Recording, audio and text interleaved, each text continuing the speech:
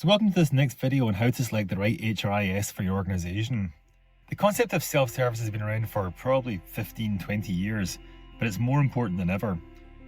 So if you're interested in this kind of video, we focus very much on how you can be adopting today's technologies in a matter of days and weeks, not months and years. Sign up here and you'll get more videos like this.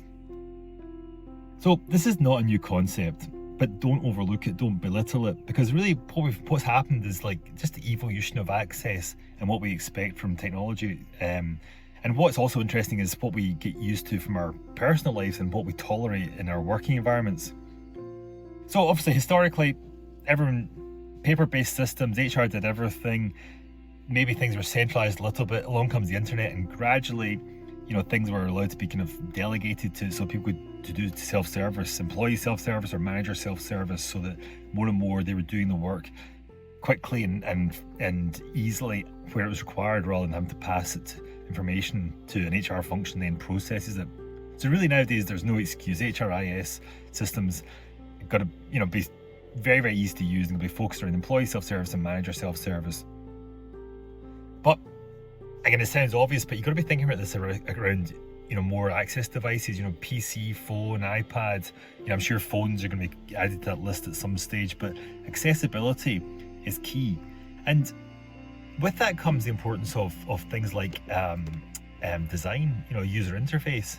And as I said a couple of minutes ago, we've all got very used to kind of incredibly sleek user experiences from our banking software, from the apps we use, from people we use all over the place, from things we use all over the place. But when it comes to work systems are difficult, slow, painful, the coloring's wrong, the layout's annoying.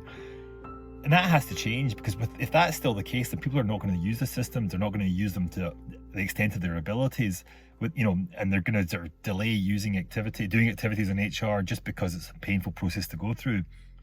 So self-service is not just about accessibility, it's about the design that's around that. So you want to be looking at a platform that looks modern, because that gives you an indication that the owners of the company, the leaders of the company that you're buying the SaaS system from, recognize the importance of ease of use.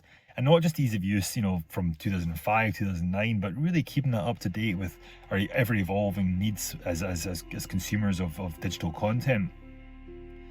So this user experience is the gateway. Very important. Without user experience, this is all pointless, or at least painful. With it, it's a whole different experience altogether. This is enjoyable, it's pleasurable, and it's just not kind of, you're not creating unnecessary, hard work or difficulties with your teams.